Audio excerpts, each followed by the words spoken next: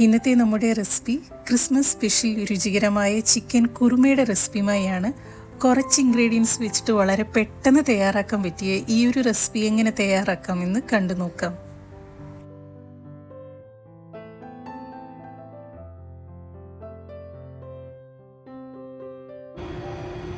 നമ്മുടെ ചിക്കൻ കുറുമ തയ്യാറാക്കാനായിട്ട് ചൂടായി വന്ന വെളിച്ചെണ്ണയിലേക്ക് 2-3 ഏലക്ക, ഒരു പട്ട, 2 ഗ്രാമ്പൂടെ ചേർത്ത് നന്നായി ഒന്ന് ചൂടാക്കി എടുക്കാം.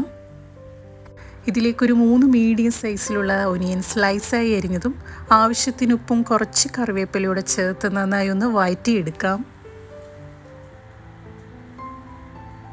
കൂടെ തന്നെ 1 ടേബിൾ സ്പൂൺ ഇഞ്ചി വെളുത്തുള്ളി പേസ്റ്റും 1 ടേബിൾ സ്പൂൺ പച്ചമുളക് ചോപ്പ് ചെയ്തതൂടെ ചേർത്ത് കൊടുക്കുന്നുണ്ട്.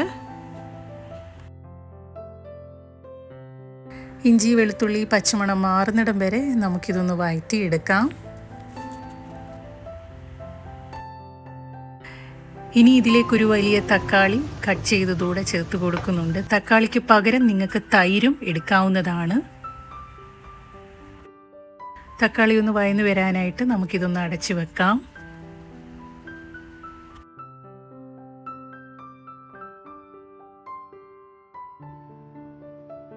ഇനി മസാലയ്ക്ക് ആവശ്യമായ 2 ടീസ്പൂൺ കുരുമുളക് പൊടിയൂടെ ചേർത്ത് കൊടുക്കാം. ഇവിടെ നമ്മൾ വേറെ മസാലകളൊന്നും ചേർത്ത് കൊടുക്കുന്നില്ല.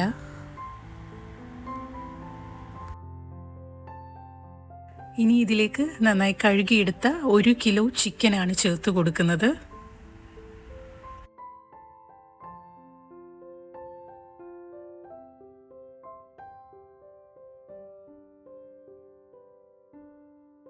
ചിക്കനും മസാലയും നന്നായി ഒന്ന് മിക്സ് ചെയ്തതിന് ശേഷം നമുക്ക് അടച്ചു വെച്ച് വേവിച്ചെടുക്കാം. ഈ ഒരു സമയം കൊണ്ട് പെട്ടെന്നൊരു പേസ്റ്റ് തയ്യാറാക്കാം.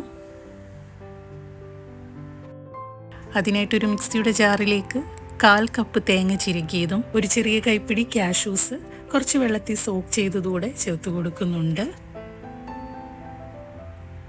ഇനി കാഷ്യൂസും തേങ്ങയും കൂടെ നന്നായി ഒന്ന് ബ്ലെൻഡ് ചെയ്തെടുക്കാം.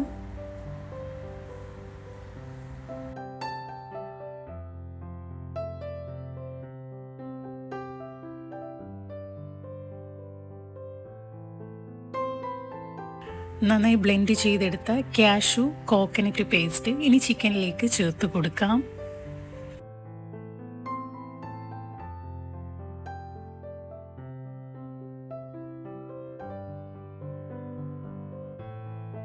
ഇതിലേക്ക് ഗ്രേവിക്ക് ആവശ്യമായ കുറച്ചുകൂടെ വെള്ളം കൂടി ഒഴിച്ചു കൊടുക്കുന്നുണ്ട്. ഇനി ഒരു 5 മിനിറ്റ് കുക്ക് ചെയ്തെടുക്കാം.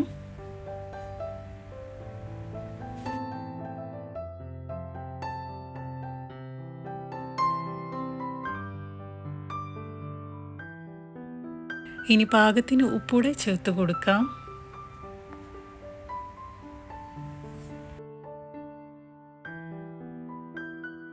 ലാസ്റ്റായി ചിക്കനിലേക്ക് കുറച്ച് ഫ്ലേവറിന് വേണ്ടി കുറച്ച് മല്ലിയില അരിഞ്ഞതൂടെ ചേർത്ത് കൊടുക്കുന്നുണ്ട്.